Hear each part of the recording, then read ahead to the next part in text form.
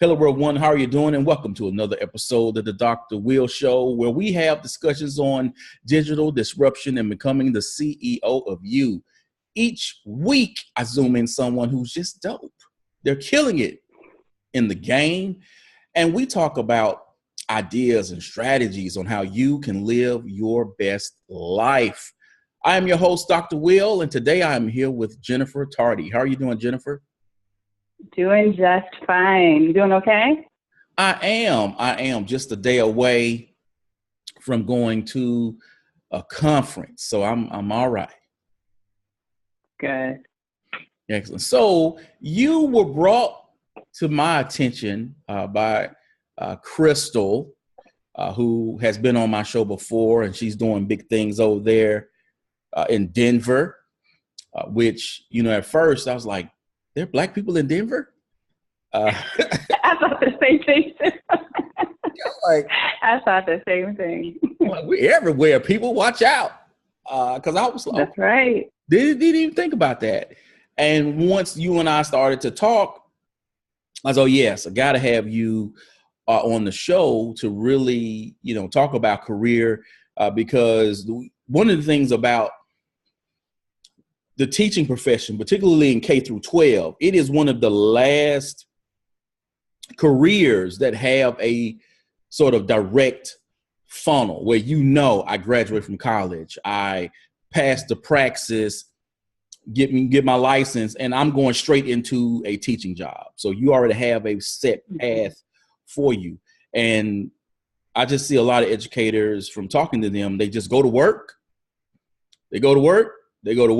and they don't really think about their career in terms of trajectory and satisfaction and those sort of things. So I really wanted to have you on to talk about career development and hopefully shed some light to where educators who will listen to my podcast will really start to take stock of where they are and either grow where they are or sprout somewhere else if need be.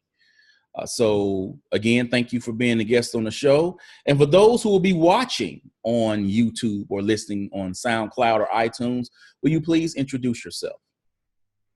Well, thank you. That was a great introduction, and I love the world of education. I am Jennifer Tardy. I'm the founder and a career success coach with blackcareersuccess.com.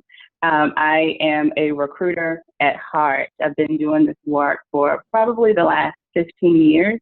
So it's actually funny that even when I'm talking to people, it can sometimes sound like I'm interviewing people, but I'm just curious by nature. So I worked in several industries, the railroad industry, the plumbing industry. I'm currently in the professional services industry, but I've also worked in the education industry. So it's interesting that you mentioned teachers and principals alike, because there is a career path for them. And even a little bit about Black career success, it's one of the things that I noticed is what you said, that there are a lot of people who aren't thinking about their career. They're believing that where they are is where they're always going to be, not because it's what they want, but it's because they're thinking that there's nothing else that will be available to them. So through Black Career Success, we kind of open that. We do a roadmap. We say that, we're the source for advice and for coaching to get you to where you want to be, which is hopefully your highest career potential in that moment. Excellent. Again, thank you for being a guest on the show.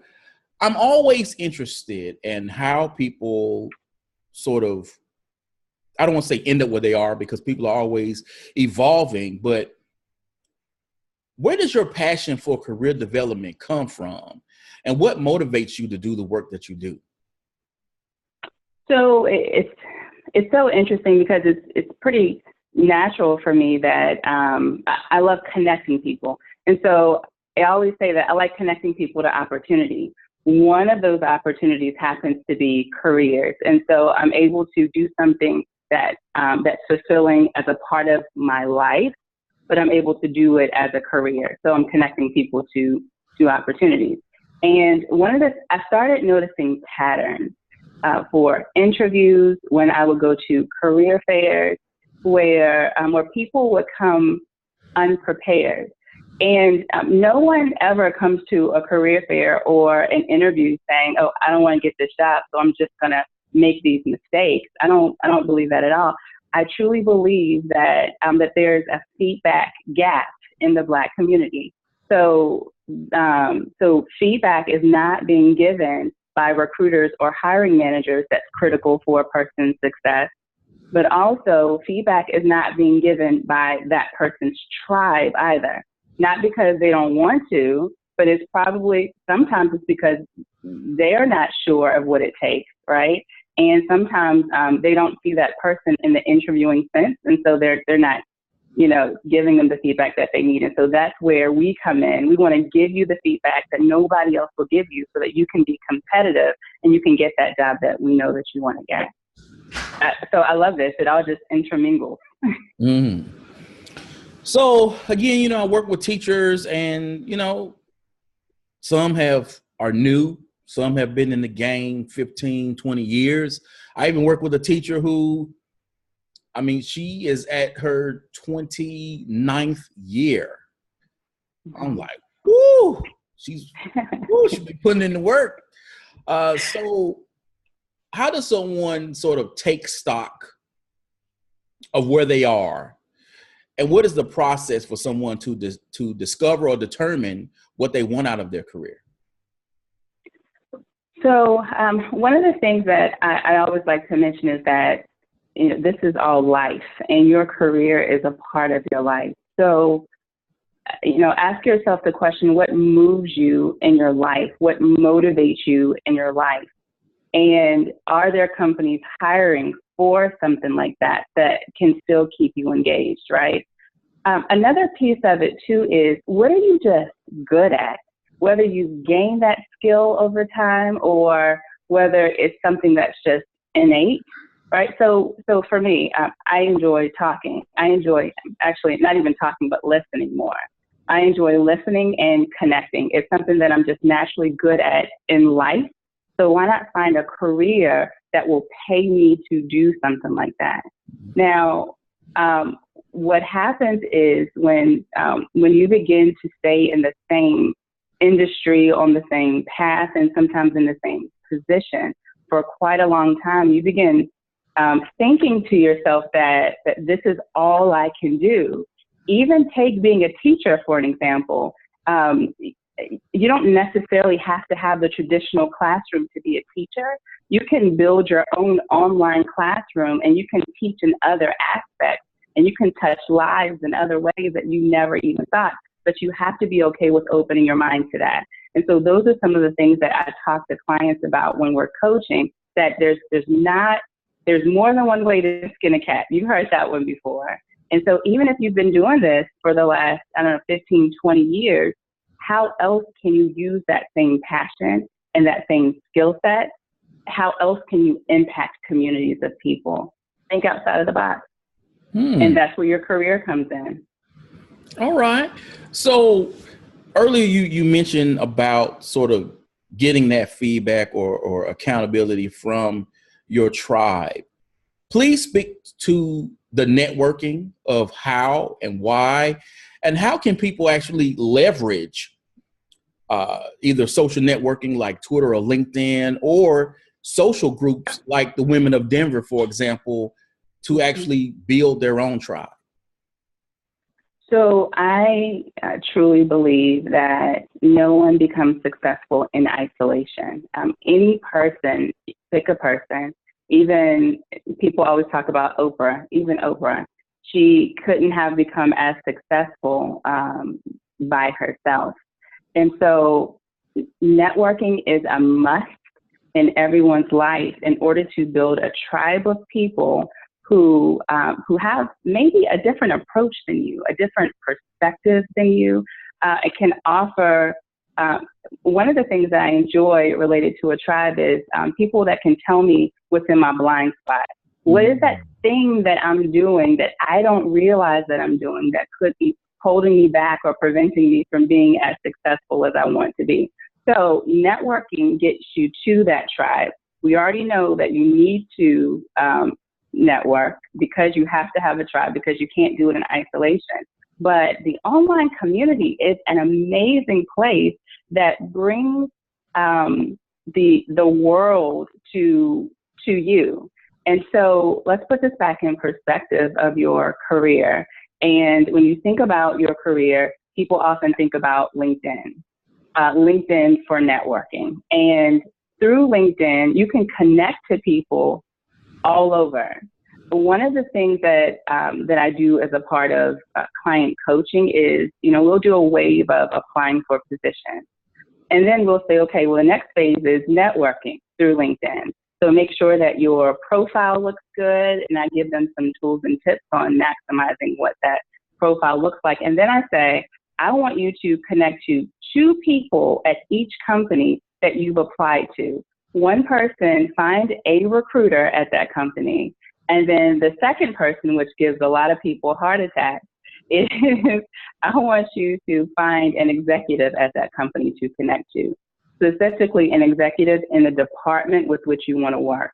And bringing it back to education, it would mean that you're reaching out to maybe the superintendent or even higher, or the principal or superintendent or even higher. And then, my clients often say, man, I can't do that. Yes, you can. That's what it's there for. And what people don't realize through just reaching out to an executive, so many people are intimidated to do it that they receive so few emails on LinkedIn that they will see your email. And if your resume is where it needs to be, they will reach back out to you. So networking is key to get you to where you need to be. That should be a motto. Oh, yeah.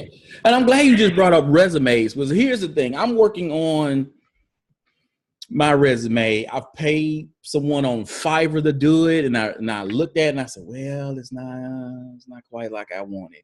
Then I spoke to someone who does this professionally, and then she said, oh, my resume package is this. And I was like, whoa, that's like a mortgage payment. And so because I am at a point to where I am not at the beginning stage of my career. I'm sort of mid there and looking for either what could be considered a C-suite level position in higher ed or K through 12. I'm also open to a lot of other stuff, but I'm sort of looking at, okay, now how do I get there? And I'm looking at trying to put my resume together. And then I hear all these things about your resume's too long. It's 4 pages, or, oh, it's too short, it's 1, or is this? And I'm wondering, like, what do I need to do? And then you hear people say, well, you need several resumes to go to several jobs. You need to curtail your resume to the specific job. Now I'm going like, oh my gosh, man, brother's just trying to move up. Well, what do you want from me? So how long should a resume be, and what should be included in the resume to make someone stand out as an applicant? Great question. Because when you start career coaching, that's one of the first things that we get out of the way. Let's get your resume to tip-top condition. And when you ask how long should the resume be, my first answer is it depends. Don't you love that answer? So some people will have just a 1-pager resume, right? And then you have other people, such as people who may have their PhDs, which you will see in the education industry, and they've done a lot of research and have publications. And you want to be able to put that information into your resume or into your CV, right? And so it means that your resume will be a little bit longer. But here's some things to think about. Whenever I am revamping someone's resume, I share with them that everything that you want a recruiter or a hiring manager to know about you, make sure that it jumps off of that paper and slaps the recruiter or the hiring manager in the face. Like it needs to be that obvious. And so my first question would be, when someone reads your resume, what do you want them to know about you? So for instance, your headline. It could be that you have this expertise over the course of this many years, and in these industries. And so the first thing that they see outside of your contact information is exactly what you want to tell them. And then below that, you'll put in things related to the highlights of your qualifications. What do you want them to know about how great you are and how skilled you are? You're going to tell them up front, so they don't even have to read it. And then below that, you're going to put your credentials, right? So, I received this degree here, this certification here. I don't want you searching for it, so I'm just going to put it out there. And so notice that you have all of this information in your resume, and you haven't even gotten to your experience yet.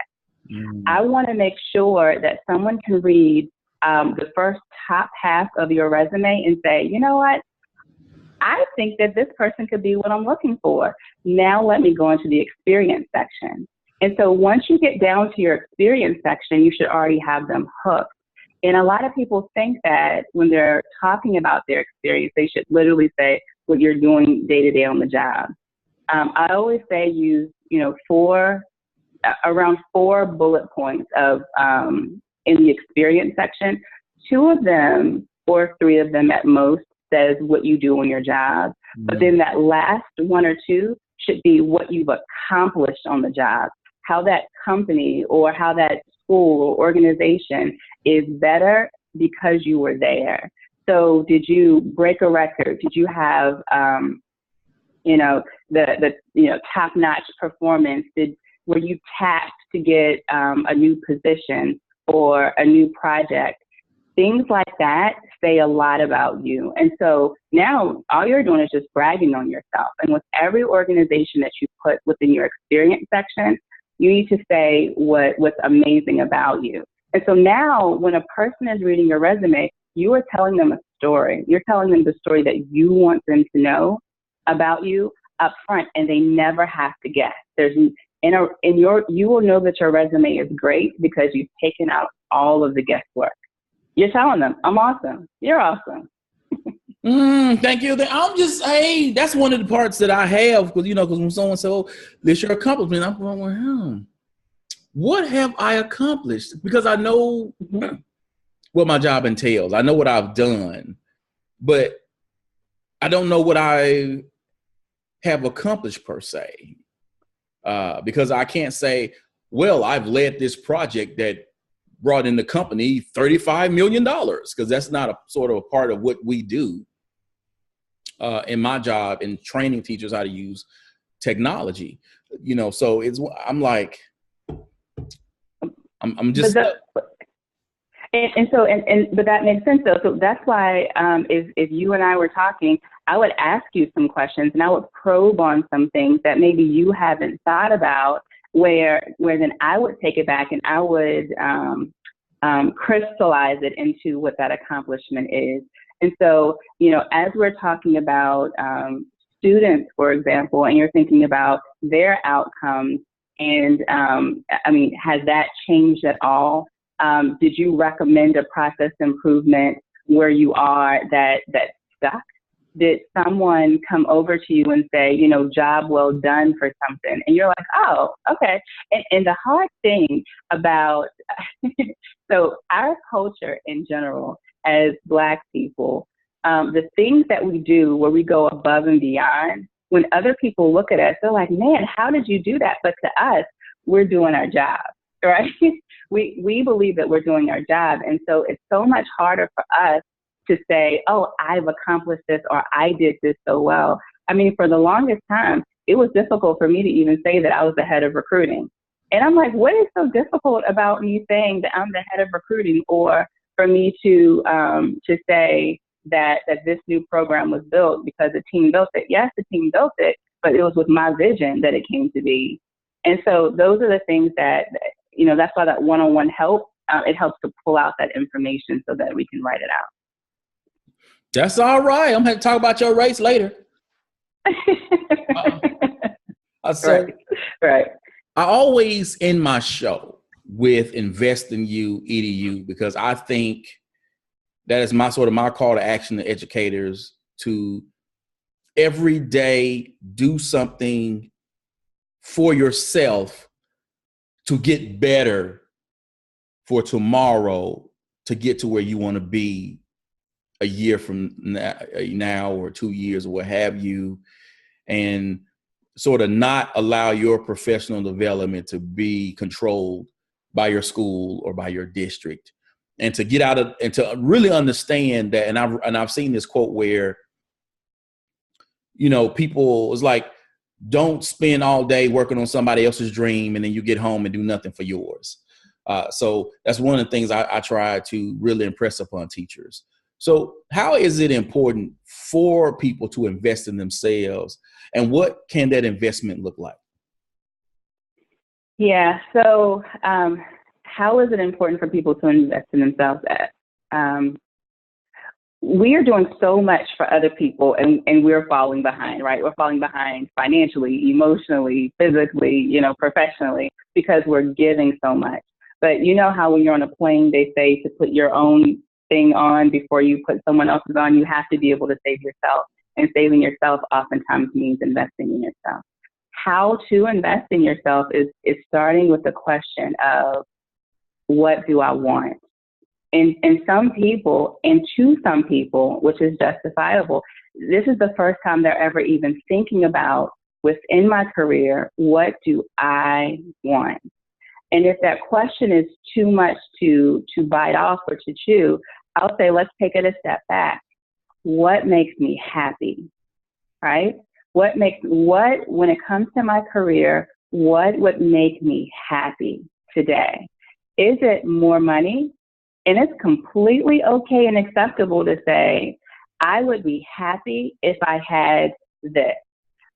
Is it that you want prestige? All right. Do you want a different title? Do you want to be challenged? And so once you actually define what it is that makes you happy, or what it is that you want, then you start looking internally, or especially externally, at what is out there that can help me to get to where I need to be.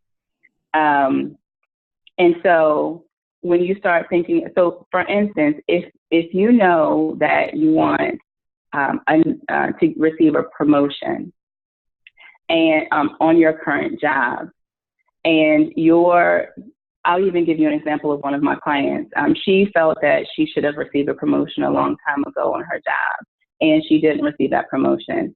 And so what she decided to do was to invest in having a career coach that could help her to either get to that promotion, or make peace with not getting it, or to get another job opportunity somewhere else.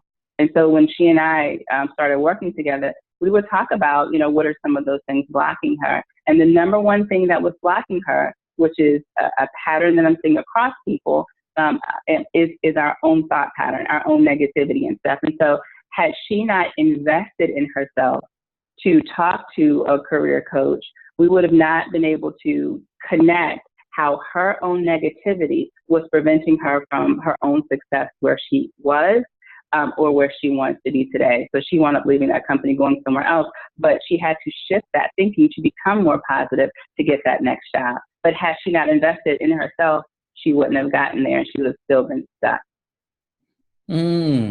I like that. Got some gems dropping today, people. Hope you get your pad out and write this stuff down. We live in an era where the term personal brand is thrown out a lot. You hear it on TV, on these interview shows, you see it online on blog posts or Twitter or LinkedIn. And I believe in it, but I know a lot of educators who, they're like, I'm not a brand. I'm not Apple. I'm not Tide. You know, I'm not Toyota. I am just a teacher, a person. How would you define a personal brand, and what work goes into someone defining their personal brand? Yeah, so I'll make it really easy. For me, a personal brand is how do you show up and how do you lead. But more specifically, when you show up, what do you want people to think about you, or to say about you? And when you lead, what is that legacy that you want to leave behind? How have you impacted them? So for instance, let's go to the showing up piece. when I show up at when I show up to a meeting, what do I want the people in the room to think? And the number one thing is, oh, I'm glad she's here. Well, why are you glad that she's here? Oh, because she's knowledgeable. Okay, so those are two things that are really important to me, that that people see me. Actually, it's just one thing combined, that people see me as a subject matter expert. So then what do I need to do to become a subject matter expert, right? And that's how I'm building my brand. So whenever I show up, what is that reputation? And then from the leaving part, whenever I leave a space, if I want people, like my team, I want my team to remember me as being a great leader. That's a part of the brand that I want. So whenever I leave, I want people to say, man, she was the best leader I've ever had. So how am I going to invest in that, in my leadership competencies, so that I can be the best leader that they've ever had? So yeah, so to me, it's easy. How do you want to show up and how do you want to lead? And once you define that, and I would start simple, 3 points for each, then you start investing in those areas so you can strengthen that for yourself. That was nice, succinct. I'm on fire. You are. I mean, I just have some water. I'm like, if I have some tea, I take a sip. It's That's too funny. Well, thank you. It's just one of those things to where, because I've been sort of working on my brand, and it has evolved over time as I have, earned my doctorate and have the job I have now, and other opportunities in which I've been presenting at conferences, doing webinars for companies, writing for EdTech magazines, and gaining a certain amount of exposure. And then with my own job, thinking, okay, what's next? And how do I position myself as an expert or thought leader to gain that next position? So it's been something that I've been sort of working myself through on that, and always, with my fellow educators, I'm like, okay, let's talk about this. Let's make this happen, because I don't want them coming to work just because they got a mortgage to pay. Right. I want them showing up, just get inside, just so happy that they work where they work, and not, it's like, man, if I didn't have this mortgage, I'd leave this school right now. So yeah. So you're trying to put a fire under them, and one of the quickest ways to light a fire under your team is to go back to why. Something happens within exchanges of service, whether you're working in corporate America or you're teaching children in schools. Something happens where we start to forget that we are not the client, right? We are the service providers. And the clients have to be impacted in a positive way. The students have to be impacted in a positive way. And so one of the things that I do to kind of kickstart a fire under people is we go back and we define that why, and we make it really real for a person. I remember my first job working at Long John Silver's. It's a fast food restaurant. And the manager at the time, she stopped all of us and she said, that we need to do better related to customer service. People pay good money for the meals that they get here. And it stopped me, because I'm thinking, these are hardworking people. So she made it real for me. She made them human beings for me. These are hardworking people that pay good money to come and get food here. And so it shifted. So now I knew why I was doing it. So the same for educators, for teachers and coaches and principals, really seeing the faces of the students and understanding how they're being impacted, and how, nobody else is going to give them the type of information that you're giving them that's going to feed them. And it's just reminding them, and it stirs something in your soul. That's all right. Now, I've watched so many YouTube videos on where people have said to get to that next level, you need a mentor or a coach. what is the difference between the two, and how important is it in having a mentor or a coach and actually gaining that clarification you need to get to the next level? So there are actually three that I'm going to talk about: a mentor, a coach, and a sponsor. So sponsor is it's not a new word, but it's a buzzword that's being used more often. So a mentor is someone who gives you advice, right? And it's advice based on typically their own experience. And a mentor doesn't have to be public. Oftentimes, especially in our community, in the Black community, when you find a mentor at a higher level, it's typically behind the scenes. It's not on the forefront. And they're giving you advice to help you navigate your career. So that's a mentor. And then you have a coach. A coach's job, which was really hard for me at first, is to not necessarily give advice.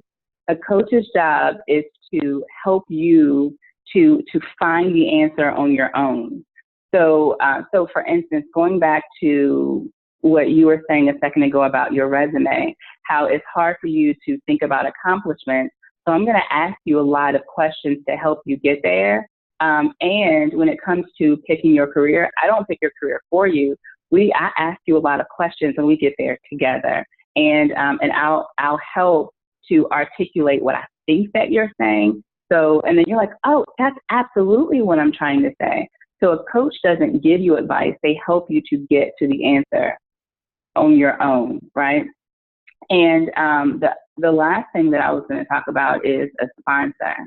So a sponsor is typically someone at a higher level who is willing to put their name on the line for you. And so you're hearing sponsor a lot more now as we're talking about women advancing in their careers, people of color advancing in their careers, because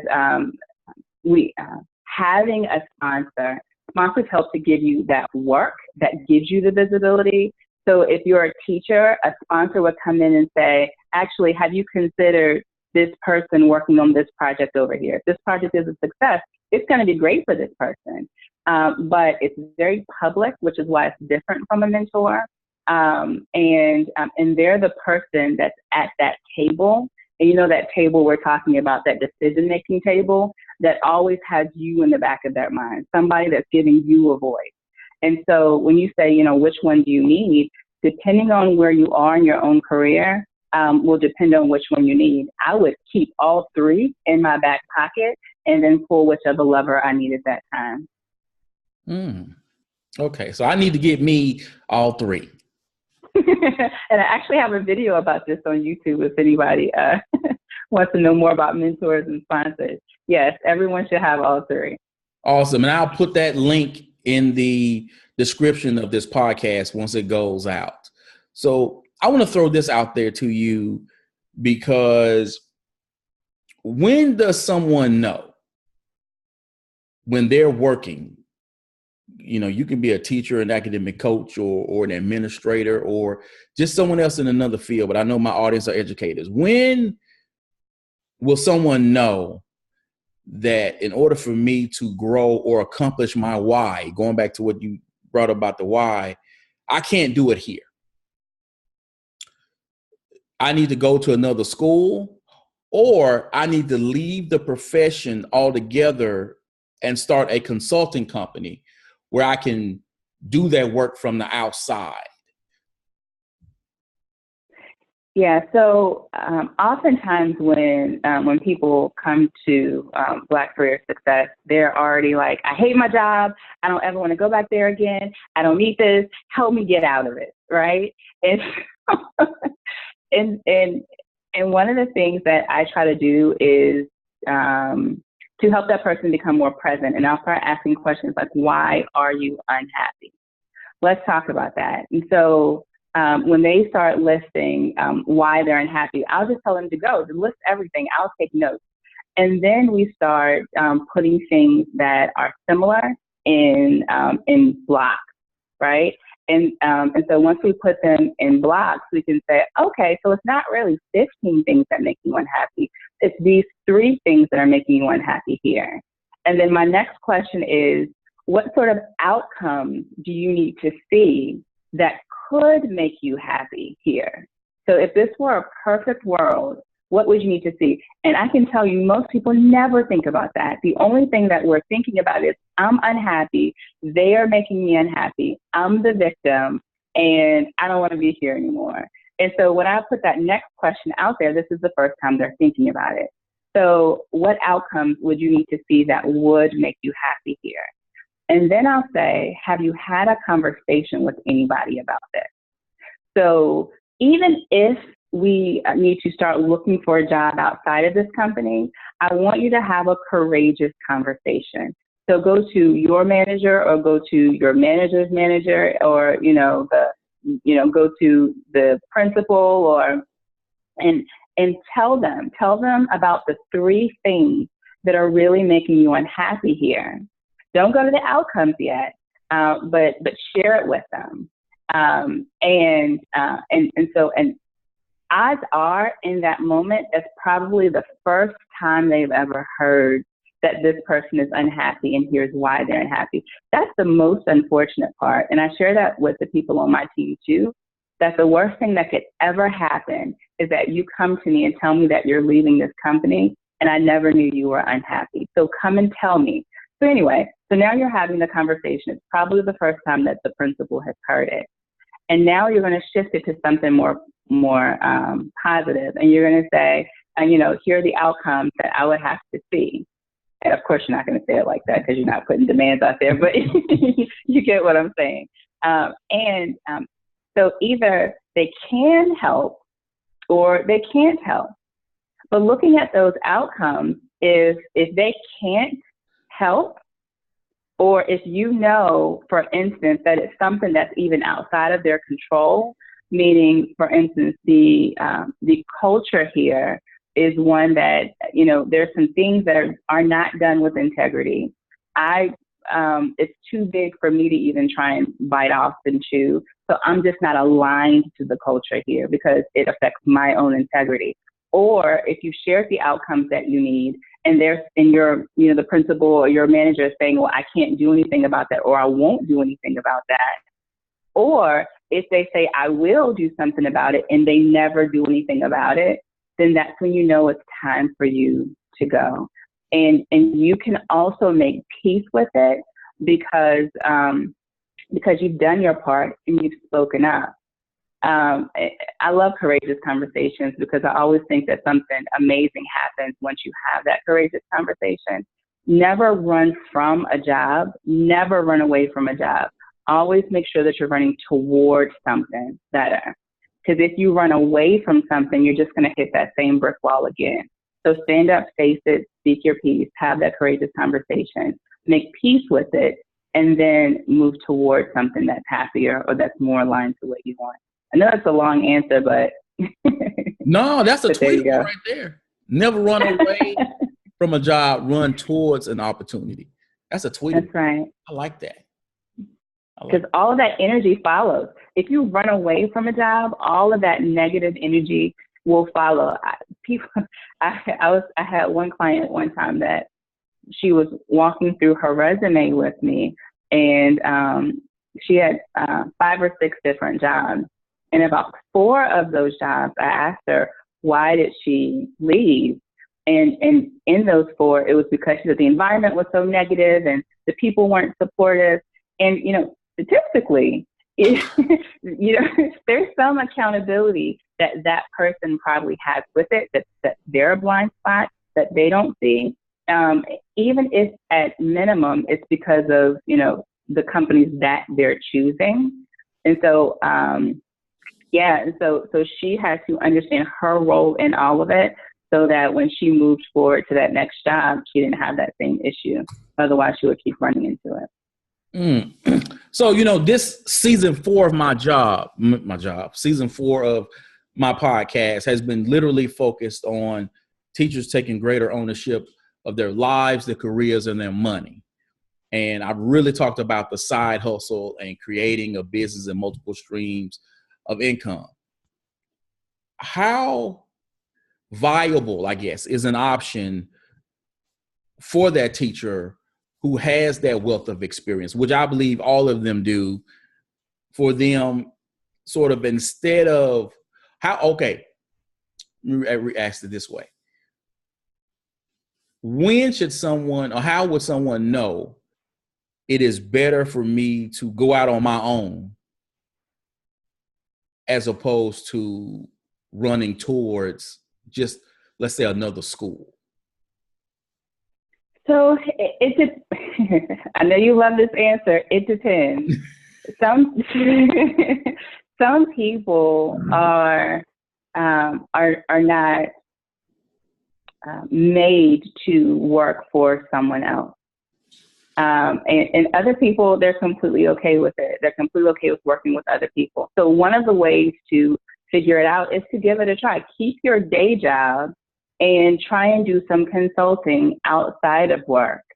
And so you can see if that's something for you there. Some people are just ready. They know that the vision that they have to impact the world in some way is a lot bigger, and it's going to take a lot more energy. And now all of this energy you're giving to your 9 to 5 that you can't give to impact the world. And those are the people that are feeling pulled somewhere. You feel like you have some sort of calling and you're being pulled to do something more. Follow that hunch, follow that feeling, even if you have to work on a certain transition plan. Think about teachers, for example. I mean, if you're a teacher and you're trying to figure out, well, what could I teach? What could I consult on outside of my 4th grade classroom? If there's even an aspect that you're really good at or that you really understand, take that one aspect and grow from there. For instance, one of the things that I remember having worked in education is that classroom management is the foundation to creating a great learning environment. So if the classroom isn't in order, meaning if there isn't an environment conducive for learning, learning won't happen. So if you are a teacher that just knows how to set up a great classroom structure where people want to listen, where people, where your students are respecting you as the teacher, people would pay for something like that. They would pay to hear from you on what you're doing to make that happen, because that doesn't come naturally for people all the time. It doesn't come naturally. So you don't have to look at it as I need to create some, an empire, but think of one aspect that you do really well and go from there. But give it a try. Awesome. So before we go, how can people connect with you on social media, and how can they work with you if they're interested in doing so? BlackCareerSuccess.com is the website, and we house everything there. So if you visit our website, BlackCareerSuccess.com, you're going to see where we are on Instagram, on Twitter, we're on LinkedIn, we are on many different platforms on social media. And working with us, one of the things that I do want to mention is we offer, so what we say is we're the #1 source for advice tailored to Black job seekers, for essential career advice tailored for Black job seekers. So there's a whole realm where we just give free advice. So if you go to YouTube, you can see all of our videos on there, and it tells you different pieces of career advice that you can have. We do blogs weekly. We also even have a weekly newsletter. So if you want to be a part of that community, of that family, then once you go to Black Career Success, send me a note there and it will get you added to it. But there are a couple of other things that I wanted to mention as well too. I also have a document or a PDF, a guide, and it's 21 pieces of advice that no one ever gives Black job seekers. 21 pieces of advice no one ever gives Black job seekers. If you want a copy of that, shoot me an email as well through Black Career Success, and I'll make sure that you have that at no charge. I do one-on-one coaching for a very reasonable price, but I'm also building a group coaching platform for people who want that direct access, who want to ask their questions. So I'm building that. So if you have an interest in that, just let me know as well too. But I love this work. I hope that you can sense it too through our conversations, because I really enter careers through your heart space first, and then we figure it all out after that. So blackcareersuccess.com. Awesome. That sounds excellent. I'm going to be looking myself because I'm definitely trying to get to the next level, because I've been talking to people, and I have the career people on my shows, and they're like, well, you got to write it down. I've been thinking about it. Okay, this is what I want. But I need to write it down because there are certain things that I want to get, and I know money is on my list. On my list. Good. It should be on your list. Everyone should have money on their list. Can I actually mention two things? Go ahead. Because you just made me think about it a second ago.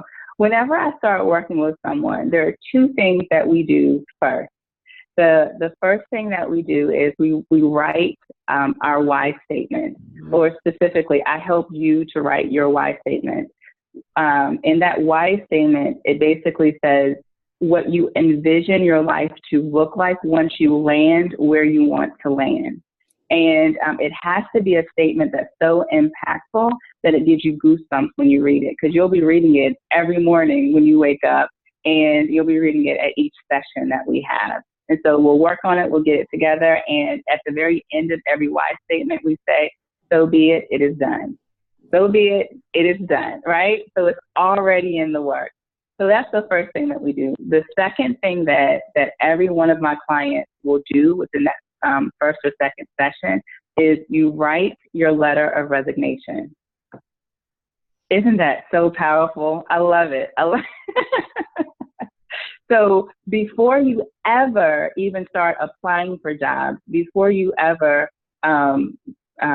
start getting your resume together, you'll write your letter of resignation, and you'll even put an effective date on there. So effective this date.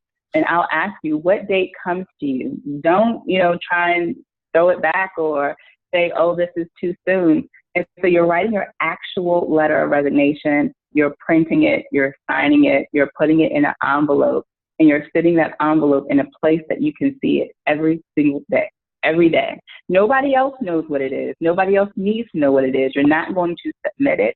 But those two things are so impactful for my clients that it starts creating emotional shifts in their own thinking, in their own energy, and things start coming their way that they never even knew. So anyway, that's all I wanted to say. I'm rambling now. No. That's powerful. Like, even when you told me about it, I said, ooh, resignation. Like, okay. Yep, we're serious about this. I see. That is all right. Thank you again, Jennifer, for being a guest on the show.